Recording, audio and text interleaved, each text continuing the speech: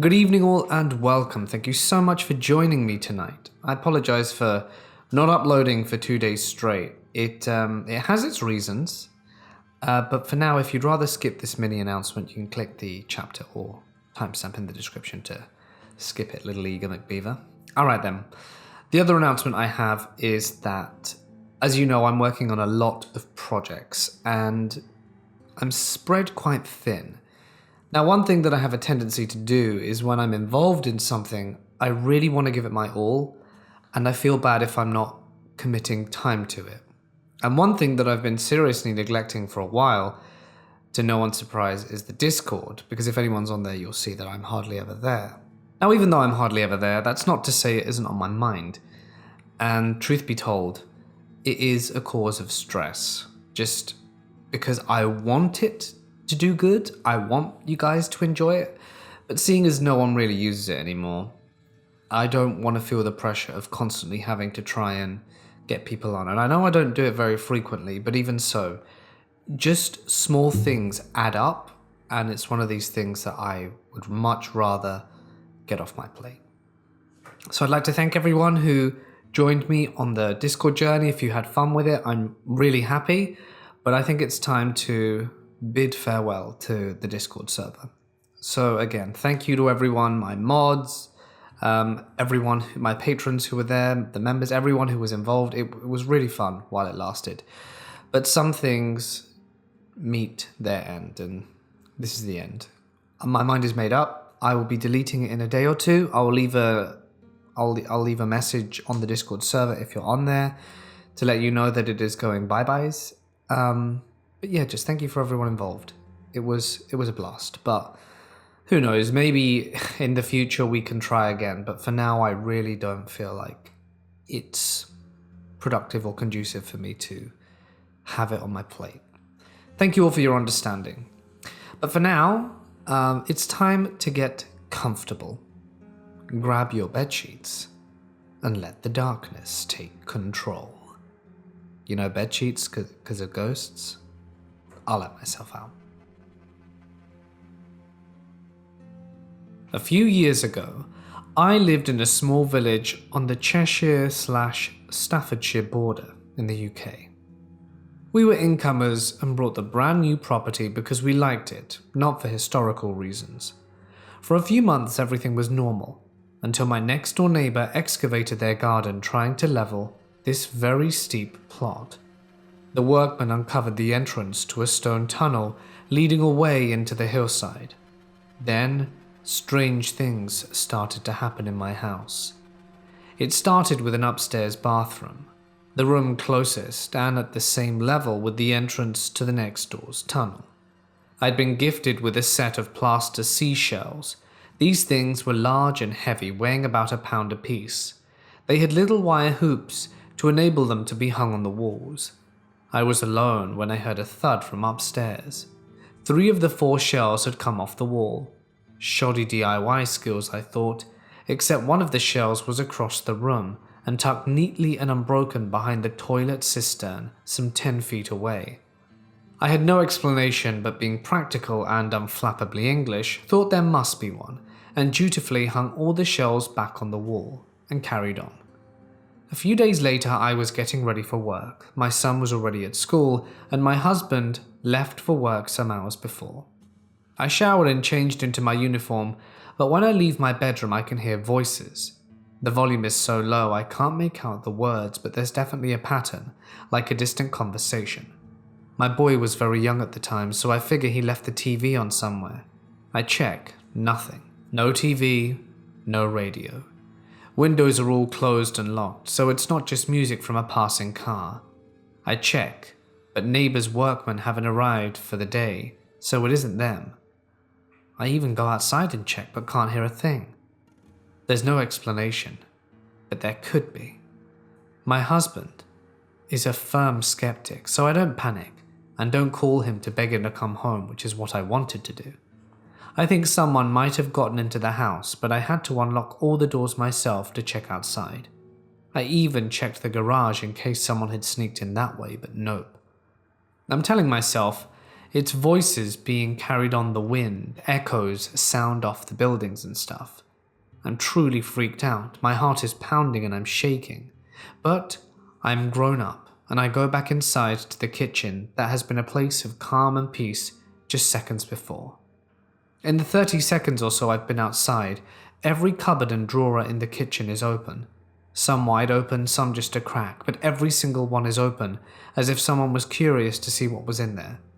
I was understandably freaked and I slammed everything shut and fled.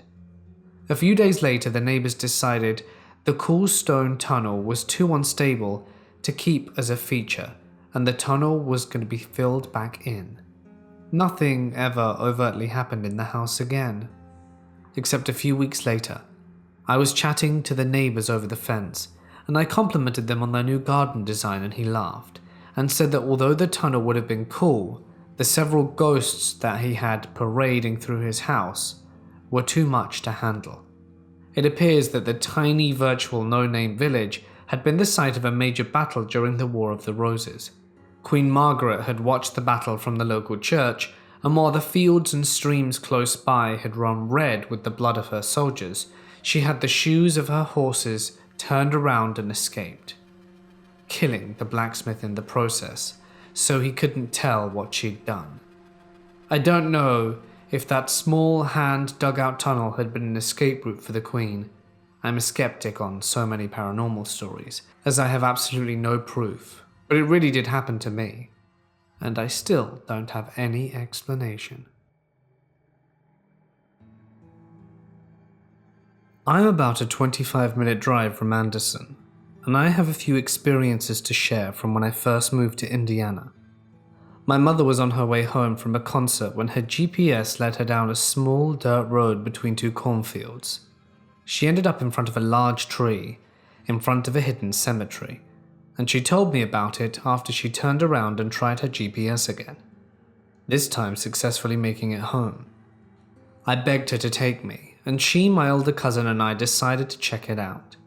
She asked some co-workers about it, and apparently a farmer had hung his wife in that tree, and her GPS led her to it. We were a little freaked out, but we took several photos on our old digital camera. My cousin informed us that we were a few minutes away from Crybaby Bridge. We had heard stories and decided to go check it out as well, but didn't experience much at the bridge aside from an uncomfortable feeling, and were a little bit disappointed. And on our way home we passed an abandoned barn diagonal from an old church, so we pulled over and took some pictures. When we finally got home, we uploaded the pictures to our laptop and adjusted the brightness and contrast and discovered the face of a little girl peeking from behind one of the headstones in the cemetery. We discovered an abundance of orbs surrounding the barn, and upon doing research, learned that it was actually a common ritual site for Satanists and pagans and other spiritual groups, and that the cemetery didn't show up on maps. There were simply no known coordinates for it. It's been 11 years since I've been to those places, and I really want to go back and see if anything has changed. One thing's for sure though, Anderson is creepy as hell and crawling with negative energy.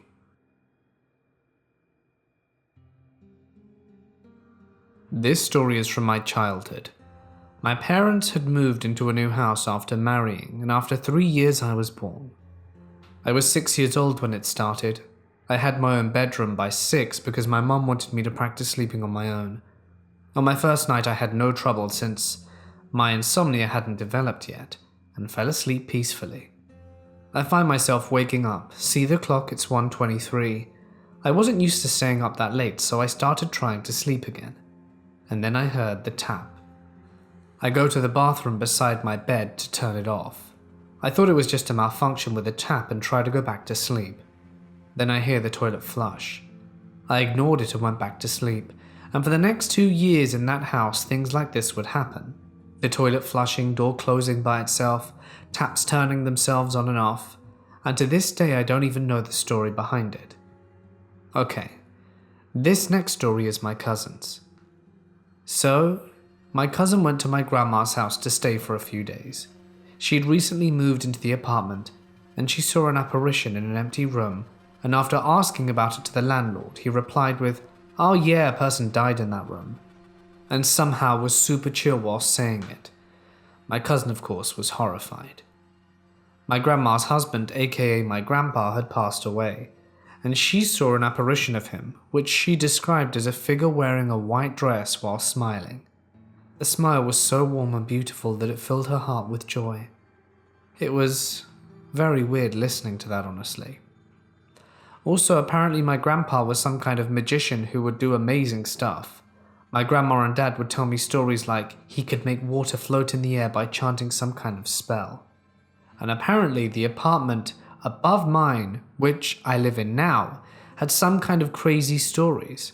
The apartment is actually still uninhabited to this day since no one wants to live in a place with so many ghost stories, and you can actually hear screaming and laughter from the apartment confirmed by me, and if you rang the doorbell, the door would open. Lots of neighbors said they've tried it, and it works. This is a story that my grandmother shared with me one cold winter night.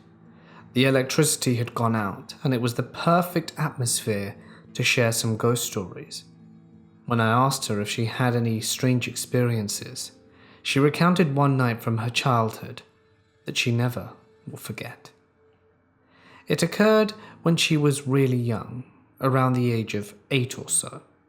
Her and her older sister were down playing by the small creek on the border of their property. They went down and played often, trying to catch frogs and other stuff. Well, one night, just as they were making their way back up from the creek, they thought they heard something. So they turned around curious to see who or what they'd just heard. It was a faint rustle in the bushes. They peeked as hard as they could, but couldn't see or identify anyone. Odd, they thought, and so they carried on walking the way home.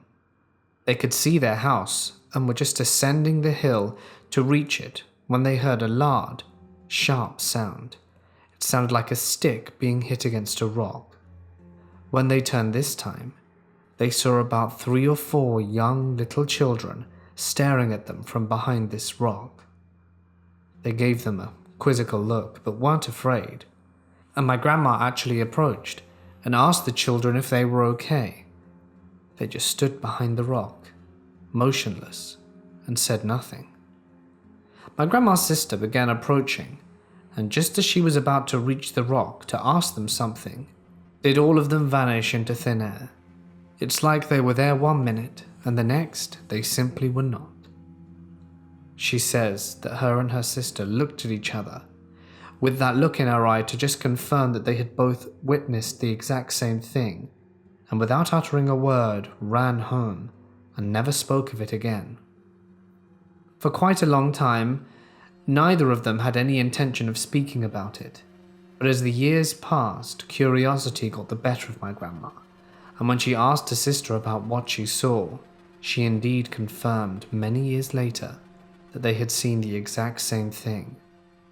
She then mentioned something that my grandma had overlooked, that's why she didn't like going down to the creek after that. In 2006, before I set out for college, a group of close friends and I would get together at a local church in our small Texas town every Monday to play Halo 2. On Mondays, the Assembly of God would hold a youth day, and afterwards we would have permission to use the area to play our game. My friend Daniel was part of the church, so he had keys to the building, hence the special treatment. Our games would go on until about 3 a.m, filled with pizza, music, and fun. It was a group of about 8 guys and 1 girl in a very quiet town. Good times. So one particular Monday, we had our setup in the gym, which was across from the parking lot to the church building. After a few rounds, I was chilling with my friends Weston and Cynthia on my car, chatting away. I don't know why, but something urged me to face the church, which was on my right. As soon as I turned, I saw a blue light above the building and spotted what looked like a bright blue flare with a tail zigzagging downwards towards the church roof. My immediate reaction was a fairy, Legend of Zelda influence. Just as I was about to comment, Cynthia blurted out, "Did you see that?" She had spotted it too. We both immediately set up and talked about it. Much to Weston's confusion, knowing on the opposite side of the church from us was a ladder that led to the roof, I suggested we try and climb it to see if whatever we saw landed. As we reached the other side, we saw the ladder was locked up. Cynthia then got a phone call from her brother Jesse asking where we were. We told him about the light and that we were on the other side of the building. Being around 2 a.m., he told Cynthia that it was time they head back home. So we made our way back. Upon coming to the parking lot, just as we cleared a wall, Jesse was coming out of the church building. Remember this part. In excitement, we began telling him about our blue light. Since everything was winding down, the group all came out of the gym to meet with us. We then told everyone about our experience. Jesse then excitedly told us that when he exited the gym to come find us, he saw a blue light inside the church through a window on the side door.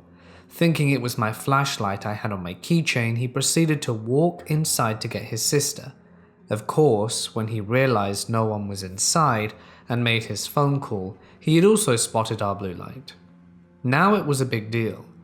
Just as he was finishing his story, one friend said, "Wait, you went inside the church?" Everyone froze. You see, it was 2 a.m. Our game was in the gym, separate from the church. The place should have been locked up. Sure enough, we checked the door and it was unlocked. Each person quietly crept into the church to investigate, and upon investigation we discovered that every single door in the building was unlocked. All of them. This sent chills down my spine. After securing the doors, Daniel called the youth minister to tell him about the ordeal. He gave a semi-chuckle, but in reality we were all freaked out by our blue light. What was it? Did I really see it? Did Jesse really see the same thing I did? Why was everything unlocked after that? Our Monday Halo night groups slowed down after then. We never felt that easy.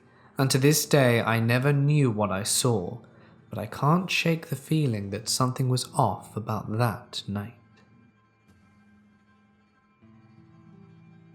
I was on a break from college, and my parents decided to leave me alone for a weekend to go boating. My grandmother had passed about a year or two earlier, and my parents took their dog, so I was really alone. Besides living in the dorm, I'd never spent a night without my grandmother next door or a dog in the house. I thought I'd be fine. I had my aunt's phone number and was a big girl. Time to woman up. Everything went swimmingly. I didn't have to care for any animals, and I'd spent the previous night with no problems. That day, I'd watched movies, played music, and even eaten pizza in my bubble bath. Don't knock it till you try it. I settled into my old bed, ready to sleep on a nice mattress instead of a lumpy dorm one, but I couldn't sleep at all. At the time, I didn't know what anxiety was, or that I was having a panic attack. I was terrified to move, and every tiny noise of the house was setting me off. And I told myself I was being stupid, and that I'd just go out for a smoke and I would be fine. By the time I lit my cigarette, I was a trembling, sniffling mess. It was too late at night to call anyone, and I looked out and saw my grandma's vacant house and remembered what she told me when my grandpa died, that I could still talk to my deceased loved ones and that they would hear me and protect me. So I spoke to her, sobbing about how I was scared and didn't know why, and no one was awake to help me. The first thing that hit me was her smell. She always baked cookies and froze them, so on any given day there was a hint of flour. She also did not use deodorant.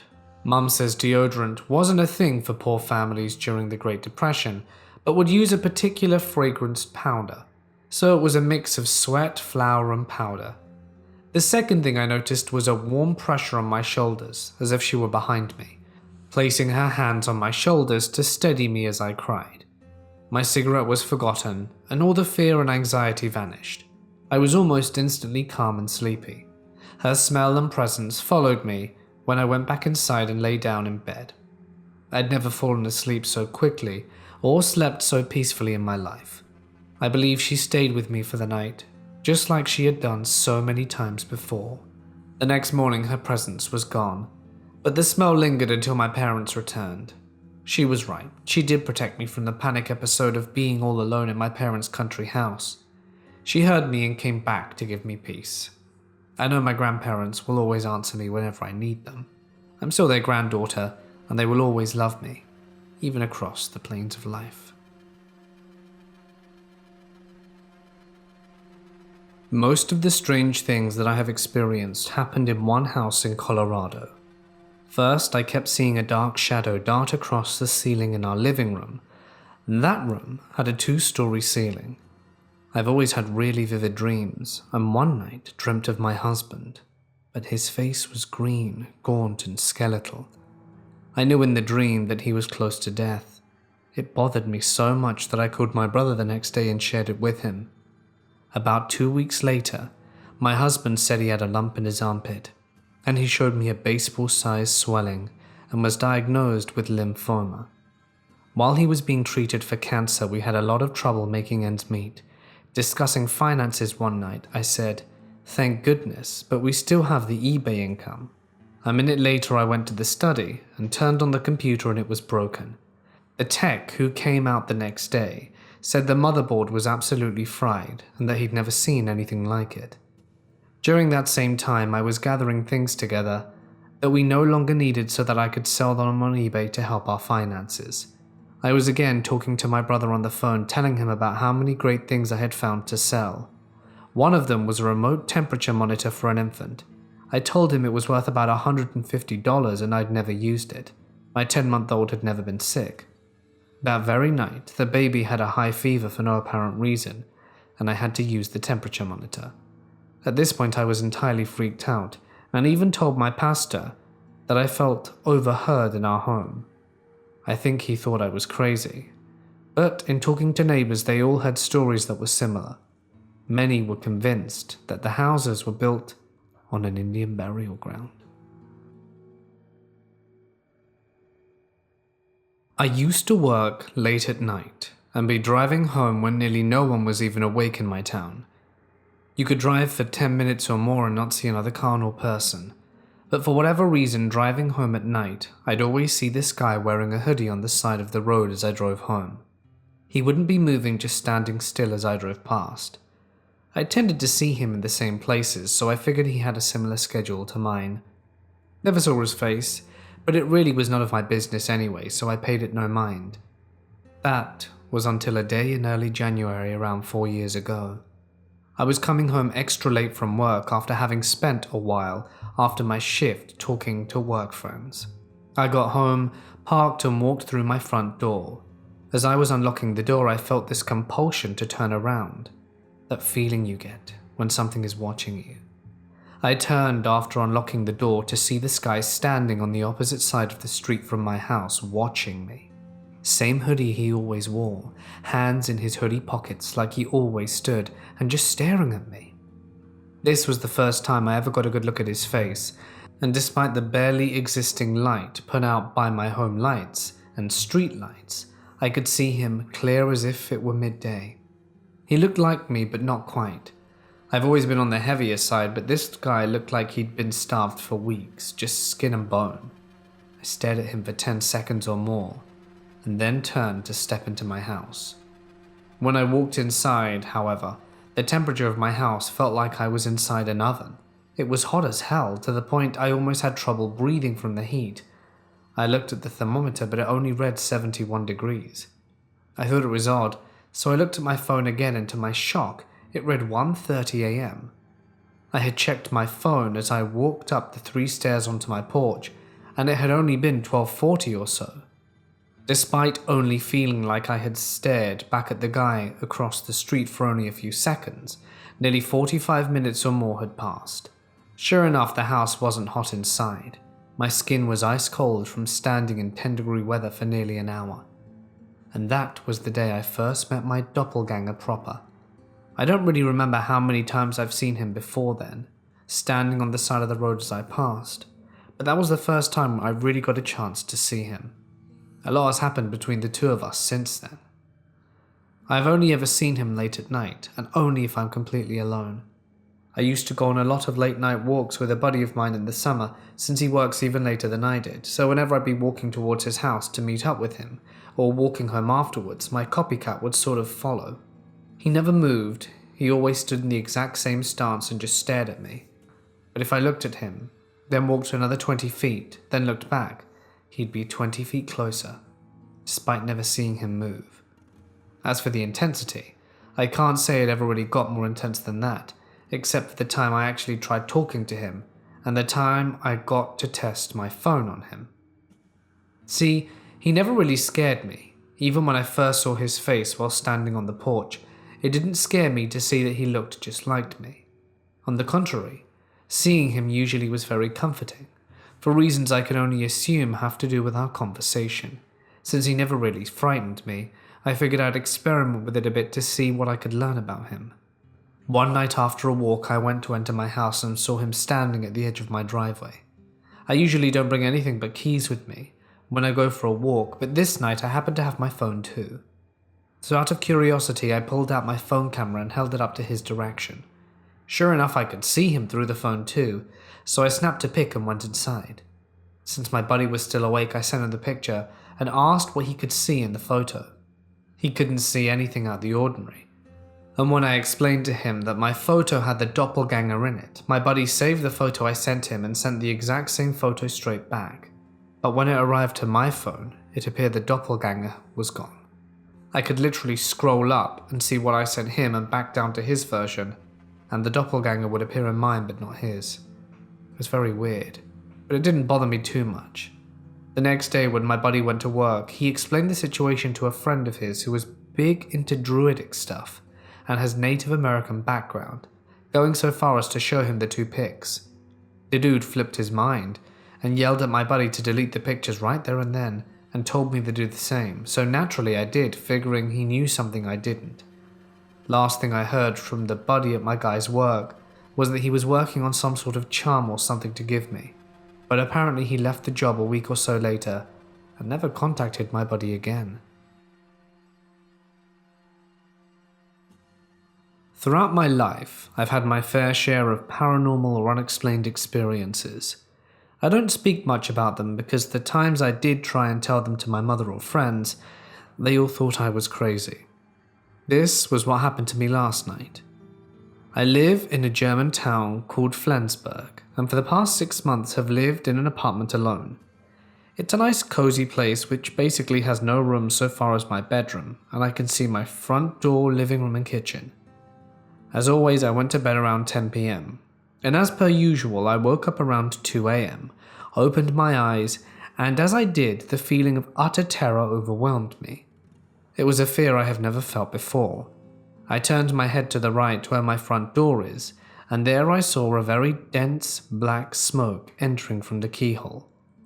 I was trying to scream for help, even though no one would come, because I knew the smoke had bad intentions, but I couldn't scream at all. As more smoke came from in the keyhole, filling the room, the more difficult it became for me to breathe. A feeling of despair and inability to react made my fear of the smoke even greater. I didn't know what exactly it wanted from me. Did it want to kill me? Was it a demon or a ghost? After a time that seemed to be infinite, the smoke morphed into a veil that had kind of a human shape. It was floating in the air as it stretched out its left hand against the wall and started moving towards me, blackening everything in its path. From its bottom side, a dense smoke was coming out which blackened the floor. Note that street lights are coming into my apartment, so it isn't completely dark, but this entity made every light or object vanish. Then it entered my living room and stood in the middle, as smoke was coming out and consuming everything in darkness. First my coffee table, then my TV, and finally my sofa. As it did, I completely stopped breathing, and fear consumed every cell of my body. I blinked, and this entity moved from the corner of my living room to the left foot of my bed. It floated in front of me for no more than 2 meters when it started to fade away. A second later, before I could even grasp what happened, I noticed the smoke emerging from the floor, covering the bottom of my bed and slowly coming up. First, it covered my feet, at which point I completely lost every moving ability. It slowly moved upwards until my body, finally reaching my head and entering my left ear.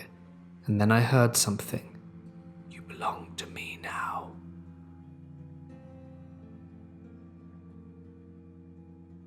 We all have a strange story. To be honest, I've never been sure if I just have an overactive imagination. Regardless, I've experienced a handful of instances in my life, such as voices, shadows, apparitions, and mild poltergeists. At least, I believe so. This is one of those instances, probably the worst, that always haunted me. As a kid, I would often spend weekends at my grandparents' house. It was a safe place for me.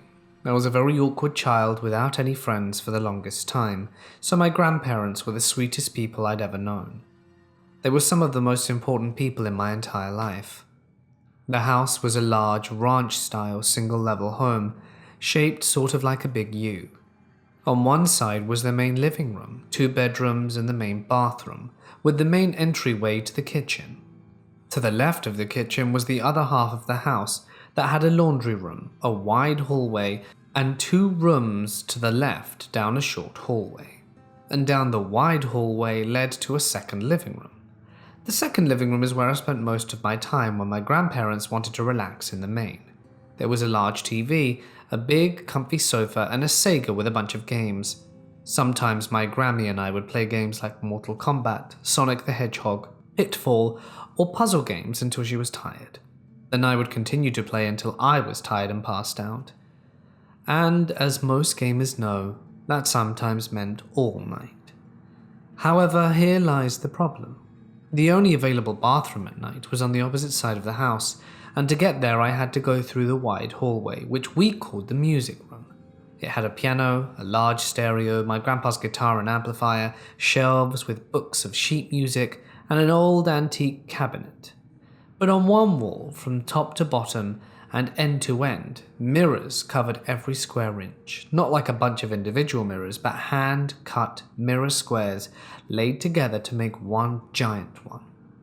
At night it was especially terrifying because the hallway always felt infinitely longer than normal. It was almost completely dark, except for the street light that crept through the curtains into the dining room and entryway. My grandparents were rather conservative with their power bill, considering the size of their house, so whenever they went to bed they made sure to shut all the lights off, even the one in the second living room where I was. It didn't bother me since my eyes were glued to the TV anyway. Eventually, when I had to pee and couldn't hold it in any longer, I had to be brave. And on one night when I was 10, it was a particularly rainy and stormy night during the winter. Cliché, I know, but anyone who lives in the Pacific Northwest knows what I mean. As usually, all the lights were off, and the heavy rain sounded like soft static as it was on the windows. Nature had been calling for a while, and I'd been holding it for a lot longer than I should have. The knee-shaking trick would no longer work. Why the hell did I insist on drinking so much soda? You'd think after a while I'd have learnt not to. So I had a rule when walking down this hallway at night, and in retrospect this wasn't my brightest idea. I always had an interest in many things, horror and the occult, thanks to the crime channel. That being said, the rule was, as long as I could see myself in the mirror, I was safe. No one can sneak up on me. Occasionally I would run scared because I'd see something or I'd hear a voice. Oftentimes I'd trip on the landing and wake up Grandpa. And yes, I still call him Grandpa, even at 33. It makes him upset if I don't. And there is a chance he's going to be hearing this. But not tonight. Tonight I would make them proud. I would be brave and walk calmly and face my biggest fear. Which wasn't the darkness, but what was in the darkness. So I paused my game, stood up, and looked down the hallway. Thankfully, Grammy left the curtains in the kitchen open tonight. She caught on to my fear in the hallway at night, so it was illuminated more than usual by the soft, orangish glow from the streetlight. Once my eyes adjusted to the darkness, I turned and looked at the mirror. There I was, the chubby black-haired boy. I blinked a few times to confirm as I adjusted my eyes a little more to the dark. I puffed up my chest, stood tall, and began walking confidently, yet slowly, down the long dark hallway. For a moment I felt so proud and powerful, so strong, and with each step I finally felt I was growing up. The darkness was no longer as scary as before. There was nothing in the dark except for me and my reflection, and that's when I felt the legs of my newly acquired pride swept out from under me. Just before you get to the landing at the end of the hallway, across from the mirrors was the other, short hallway to my grandparents' room, and across from that was my granny's sewing room. That short hallway was always pitch black, and was far more terrifying than the mirror wall. For a brief moment I mistakenly looked away from my reflection into the abyss of that dark hallway, and I turned back just as I made it to the landing to see my greatest horror. My reflection had stopped before me, and I felt my soul sink into a pit of terror. My eyes widened with the feeling of total dread and my jaw dropped. My heart began pounding so hard it felt like it was going to burst through my chest like from the Alien movies. I took a few steps back and my reflection stood still, facing towards me in the mirror. Its head tilted to the side with a smile that wasn't mine, and its deep, lifeless black eyes fixated on me. Its body and shoulders sort of slouched forwards and drooped like a marionette doll waiting for someone to move it. I shook my head to try and wake from what I believed to be an illusion, but now the reflection stood closer to the mirror than I was, as if just on the other side of a window. Its head raised, staring with that evil smile, and black eyes opened wide as if to steal my very soul. Its rigged movements crunched as my reflection raised its hand and placed it on the mirror. I assumed it wanted me to place my hand in the same spot. Frozen with fear, I didn't move. I couldn't. My brain was screaming to run, and my body wouldn't respond like standing sleep paralysis. I wanted to cry or to call for help. I wanted someone to save me. And after a moment, I placed the other hand on the mirror, and the smile on my reflection turned to a look of utter rage and malice. Thick, black liquid was dripping from its snarling teeth. It opened its mouth to scream, but it was faint like someone screaming in water. Rolling its head around, swaying from side to side, I could see the veins in its neck and face from the pressure. Its open mouth revealed it was full of the black oil-like substance that did not drain down its chin or neck. Then it slammed it shut, clenched its teeth tight, and just stared at me. It lowered its hands and began to step back towards the dark hallway. Each stiff step clicked and crunched, never breaking eye contact, and it stopped just before it was engulfed in darkness, before it smiled once more, and it mouthed the words, "We are one." And then it was yanked off into the abyss, as if its puppet master pulled it through a curtain. Finally, my body began to respond as I ran to the bathroom as quickly as I could, waking my cousins who all fell asleep in the front room with my heavy footsteps, shushing me as I passed by. I stood and cried as quietly as I could. I was soaked from head to toe with sweat. My body felt overheated and exhausted like I'd run a marathon, and I fight to control my breathing and heart rate. Once I calmed down, I soon realized I hadn't wept myself, though admittedly I was surprised. Being the stupid kid I was, curiosity began to overcome my fear. I needed to know. Was I insane? Was my reflection gone? What kind of monsters really hid in the dark? Not considering the fact I was looking in the bathroom mirror when I had this revelation, I slowly walked back to the hallway, tiptoeing softly. I was shaking with fear, drowning in cold sweat, but my face felt as if it was on fire, fighting back tears. I crept around the corner, catching a glimpse with my peripheral vision and keeping a look on the dark hallway to the left. I moved forward a little until there I was. No black eyes or scary smile, no rigid movements or black liquid on my face, it was just me. I blinked to make sure. The confirmation put me at ease, so I stepped in front of the mirror and told myself it must have been my imagination. However, things seemed different. I didn't recognize my reflection. It didn't seem like my face. I looked left and right and up and down, inspecting my features.